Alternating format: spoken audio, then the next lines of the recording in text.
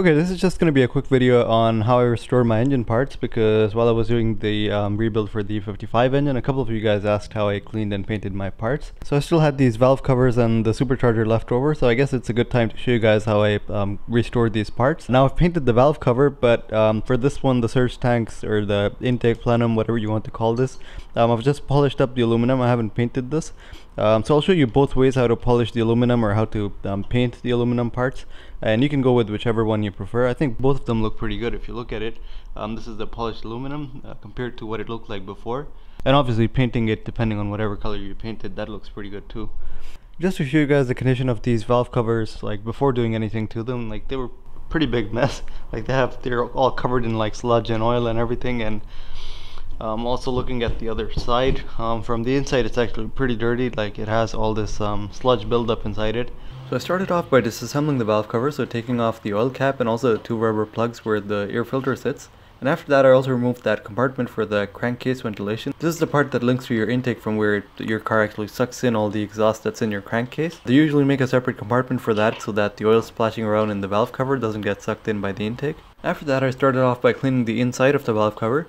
Now this one was extremely dirty, so I just dumped it with a whole bunch of gasoline and cleaned it with a wire brush. This is just to get all the oil sludge out of there. But usually this is not necessary if the inside of the engine is not this dirty. You can just use WD-40 or some other cleaners and just use them with a wire brush. That's usually good enough to clean the inside of these parts. For some of the hard to reach places I just used a Dremel with a wire brush at the end. And once I got rid of most of the sludge, I just hosed everything down with some water and then just cleaned it with some soapy water. Now since this is an aluminum part, you can clean it with water, but for steel parts, don't clean them with water. Just stick to other cleaners like WD-40 or engine degreasers or brake cleaner or something like that. So after a lot of cleaning, now the inside of the part is all clean, but the outside still needs a whole lot of cleaning. So for the outside I'm going to do the same thing. I'm just going to use this Dremel with this wire brush at the end, and then spray this with WD-40 and then just clean it off with the wire brush. I was using a Dremel to make things faster, but you can also wire brush this by hand. It's the same thing, it just takes a little longer doing it by hand. And also the Dremel makes it easier to reach all those hard to reach places. I'll just speed up the video so you can see the whole thing.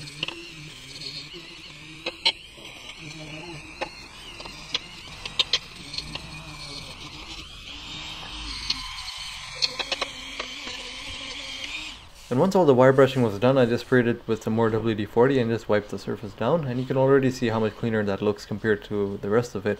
And yeah, after that was done, I just had to do the same thing for all the rest of it. Now I wasn't working as hard with the wire brush as I usually would, because this is the surface that I was going to paint, but if you want to keep the surface like unpainted, you should be working a little harder with the wire brush to get rid of all the dirt that's on the surface, because if you're leaving the surface unpainted, obviously you'll see any dirt that's left on the surface.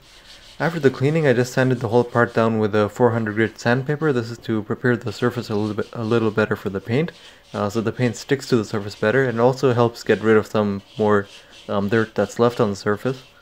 Here's what the valve cover looks like after a lot of cleaning and a bit of sanding too. There's still a bit of these black spaces left, but if I went a little harder with the wire brush, I could have gotten rid of these too.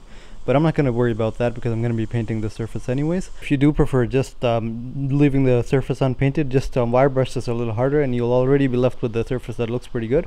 After that I put the other section of the valve cover back on. That's because I was planning to paint this along with the rest of the valve cover. And next I wiped everything down with some acetone. That's to get rid of any oil or grease that's left on the surface, because if there's any oil or something left on the surface, the paint wouldn't stick to it. And then I just used some masking tape to seal off all the places that I don't want to get painted. So now that the surface is all masked, next I have to paint it. For painting it, I'm just using these paints that come in these cans.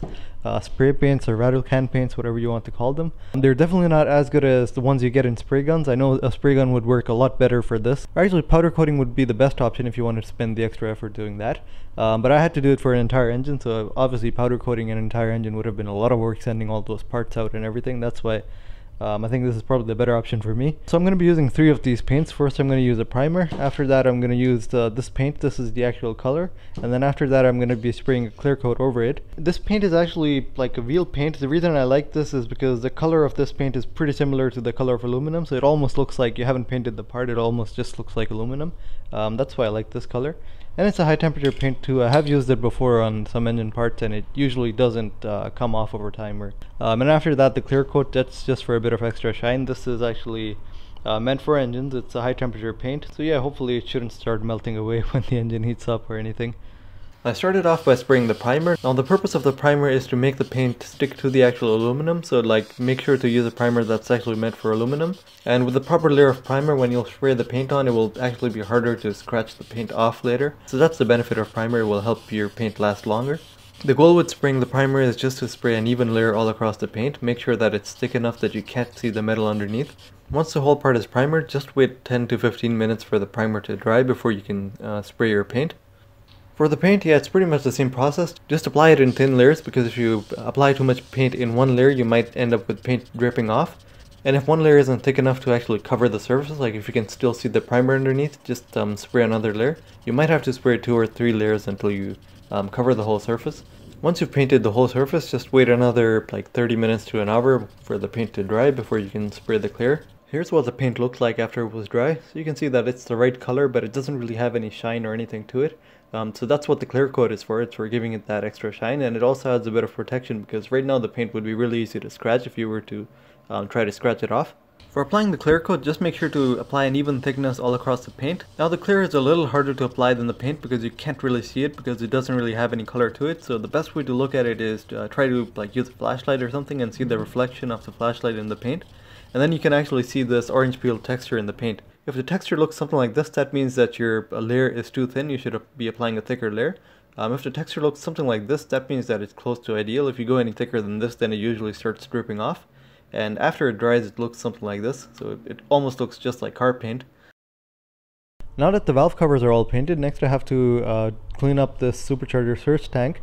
For this one, I'm not going to be painting it, so I'm going to work a little harder with the wire brush and the WD-40, just because I need a better surface. Since it's not being painted, the aluminum is going to be visible.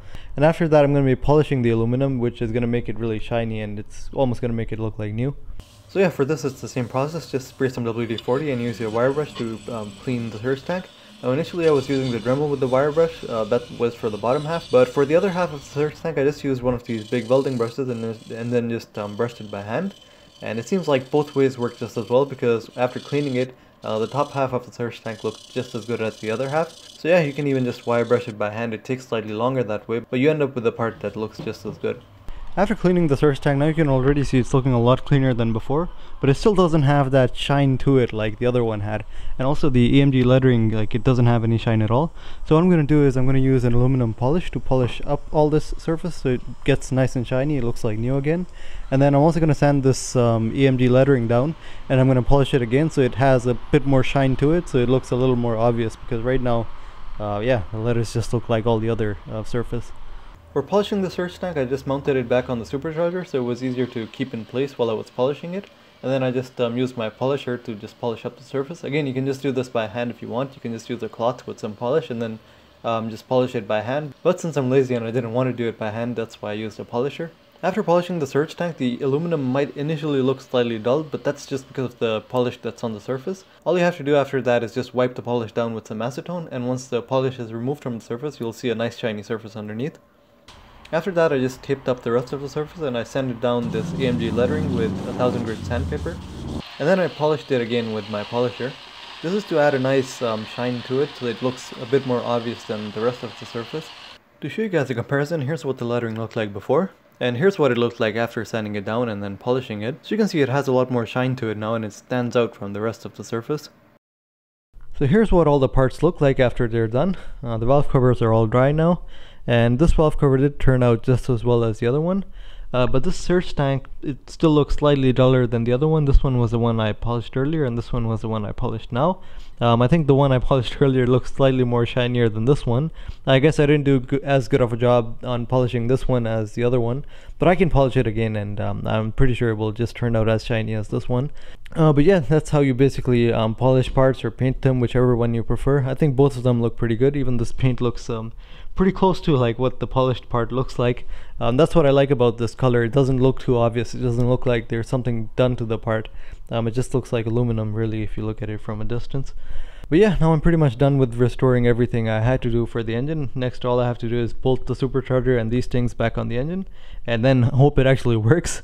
I'm hoping to get it done by the end of this week. Maybe it might take slightly longer, I'm not sure, but anyways, you guys will definitely get to see whatever happens with the engine.